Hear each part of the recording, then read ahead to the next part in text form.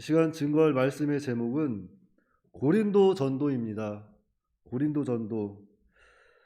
고린도 전도 첫째는 바울이 아덴을 떠나 고린도에 도착한 1절입니다.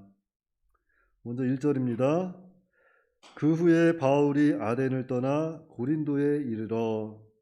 자, 그 후에 이것은 아덴 전도를 마친 다음에 이제 아덴에서 이 고린도로 이렇게 떠나왔다는 것을 이야기합니다. 그래서 바울은 아덴 전도를 마치고 이제 아덴을 떠나 고린도에 도착하였습니다.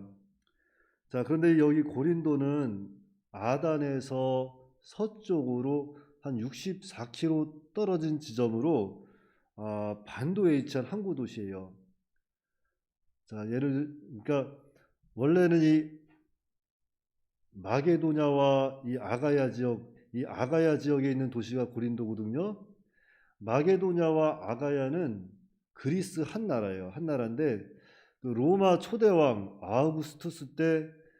아우구스투스가 그 그리스를 반으로 나눕니다. 그래서 북쪽에 위치한 곳을 마게도냐 지역이라고 하고 남쪽에 위치한 곳을 아가야 지역이라고 하는데 그 아가야 지역에는 세 개의 큰 도시가 있었어요. 하나는 아덴이고 또 하나는 오늘 이 고린도고 또 하나는 이 겐그레아라고 아가야 지역엔 세 개의 큰 또 도시가 있었는데 그 중에 수도가 바로 이 고린도입니다. 그런데 이 고린도는 또 무역 중심의 도시였습니다. 그래서 그 당시 지중해 연안에 있던 많은 나라들이 그곳에 모여서 이렇게 또한 무역 중심으로 해서 무역이 왕성하게 활발하게 움직였던 곳이에요. 그러니까 지난번에 제가 말씀드렸지만 이 에베소는 아시아 지역의 그 큰 무역 항구 도시라고 한다면 바로 이 고린도는 그 유럽으로 넘어가는 마게도냐 지역의 아주 가장 큰 항구 도시였던 거예요. 그래서 그곳은 무역이 활발했던 곳이고 또한 수도로서 많은 발전을 이룬 곳이고 또 항구 도시다 보니까 거기에는 이제 항해를 하게 되면은 여러 가지 변수가 많지 않습니까? 그 항해를 떠나기 전에 많은 자기들 민족들 자기 나라들 그 우상을 가져다가 거기에서 우상에게 제사를 하고 항해를 떠났습니다. 그래서 우상이 만연했던 도시가 이 고린도 도시예요. 그러니까 한마디로 말해서 이 고린도는 상업의 발달로 물질도 풍성한 번성한 도시였고 또 이렇게 또한 우상이 또 가득했던 그러한 도시입니다. 뿐만 아니라 거기에는 또 그 사랑의 여신 그 아프로디테 신전이 그곳에 있었습니다. 그런데 그 아프로디테 신전에는 그 제자들 그러니까 사제들이라고 그러죠. 여사제들이 한 1,000명 정도가 있었는데 그 말이 여사제지 그들은 이제 그 창녀와 같은 거예요. 그 성전 안에서 신전 안에서 그런 음행이 아주 만연하게 일어났던 아주 음행의 도시였던 겁니다. 그래서 바울은 이제 아덴을 떠나서 그 죄악이 가득한 고린도에 이렇게 도착을 했습니다. 두 번째 대지는 바울과 아굴라 부부의 만남 2절로 3절입니다. 자, 2절부터 3절에 보시면 아굴라라는 본도에서 난 유대인 한 사람을 만나니 글라우디오가 모든 유대인을 명하여 로마에서 떠나라 한구로 그가 그 안에 브리스길라와 함께 이달리아로부터 새로 온지라 바울이 그들에게 가매 생업이 같음으로 함께 살며 일을 하니 그 생업은 천막을 만드는 것이더라. 자, 고린도에서 바울은 브리스길라와 아굴라라고 하는 부부를 만나게 되었습니다. 그런데 그들은 글라우디오 칙령에 의해서 로마에서 추방된 떠나온 자들이었다 그랬어요.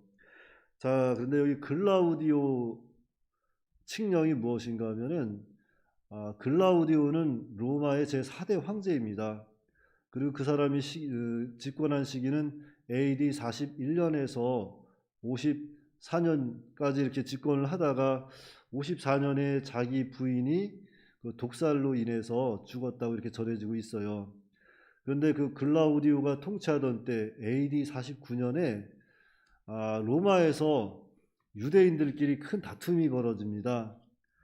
즉 그러니까 크리스투스라고 하는 사람을 따르는 자들과 따르지 않는 자들이 큰 다툼이 일어났어요. 여기서 크리스투스는 바로 그리스도를 이야기하는 거죠. 그래가지고 그 로마 전체에 돈이 경제가 마비가 되는 거예요. 왜냐하면 그때도 유대인들이 가장 가지고 있었던 것이 무엇이었냐면 돈이었어요. 돈. 그들이 돈을 쥐고 많은 것을 움직이고 그들이 또 그 고리대금업 그런 것으로 인해서 이제 유대인들을 통해서 많은 이게 금융이 이렇게 형성이 되어 있었는데 그들이 막 자기들끼리 막 싸움을 하다 보니까 그런 금융이 막 막혀버리니까 왜 이렇게 로마가 시끄럽냐 글라우디오가 이렇게 물어보니까 지금 유대인들이 이렇게 자기들끼리 싸워가지고 지금 마비가 됐습니다. 그러니까 그 글라우디오 성격은 좀 극단적인 성격이었어요. 이 사람이 좀 지적 장애도 있었거든요. 그러다 보니까 그러면은 그 사람들 그 유대인들을 로마에서 다 내보내라 이렇게 칙령을 내리는 거예요. AD 49년에.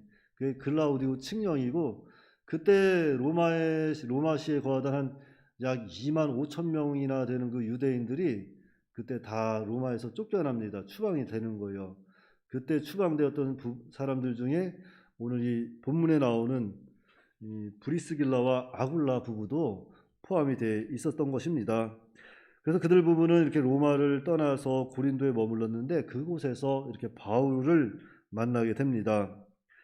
그리고 바울과 또 오래도록 동역을 하는 그런 또 좋은 만남이 형성됐던 거예요.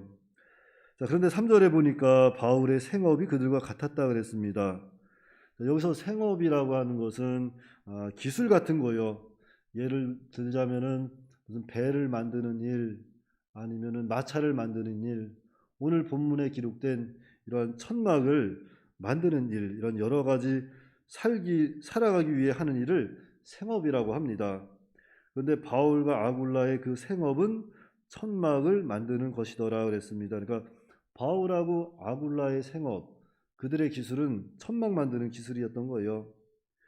그런데 참고하자면 이 바울의 고향 길리기아는 천으로 아주 유명했던 도시라고 합니다. 그래서 그런지 바울이 이렇게 천막을 만드는 기술을 가지고 있었습니다.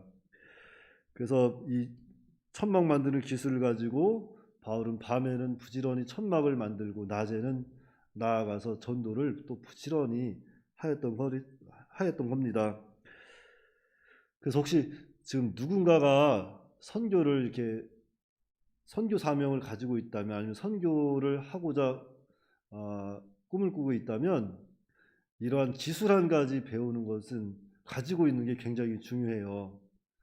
예를 들자면 의료의 기술이라든지 아니면은 무슨 언어의 기술이라든지 아니면 또 태권도 이런 것을 한 가지 기술을 가지고 기능을 가지고 이렇게 나아가서 선교를 하면은 선교에 많은 도움이 되고 좋습니다. 그래서 하나님의 사람들은 또 부지런히 배워야 돼요.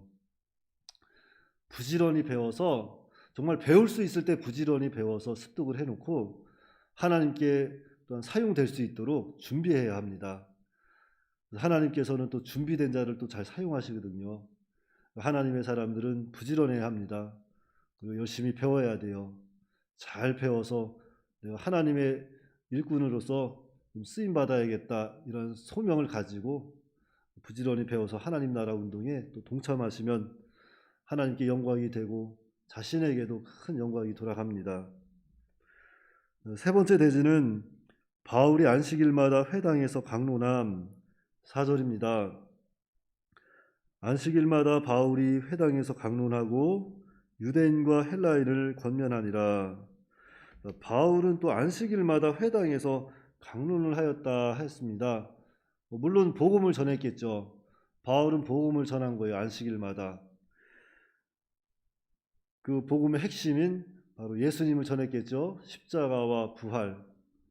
우리가 지난주에도 목사님 말씀을 통해서 예수 믿는 사람은 생명의 부활, 예수 믿지 않는 사람은 심판의 부활로 이렇게 부활할 것이라고 참 복된 말씀을 들었는데, 그 복음을 전한 거예요. 바울은 예수님을 믿으면 생명의 부활이요 믿지 않는 사람은 심판의 부활이다. 그래서 그 성경을 잘 예를 들어서 자세히 살펴서 그 성경에 기록된 메시아가 바로 예수 그리스도라고 이렇게 열심히 전했던 겁니다. 그래서 유대인들과 헬라인들에게 이렇게 복음을 전했다 그랬어요. 근데 사실 아덴에서의 바울 전도는 열매를 많이 맺지 못했습니다. 왜냐하면은 아덴에서의 바울의 전도는 철학적 논리를 가지고 복음을 전했기 때문에 그 열매를 맺지 못했어요. 그래서 바울은 아덴에서 이렇게 고린도로 넘어오면서 내가 고린도에 가서는 십자가만 전하겠다 이렇게 작정을 했어요. 그래서 고린도 2장 2절 말씀에 내가 너희 중에서 예수 그리스도와 그가 십자가에 못 박히신 것 외에는 아무것도 알지 아니하기로 작정하였다 그랬습니다.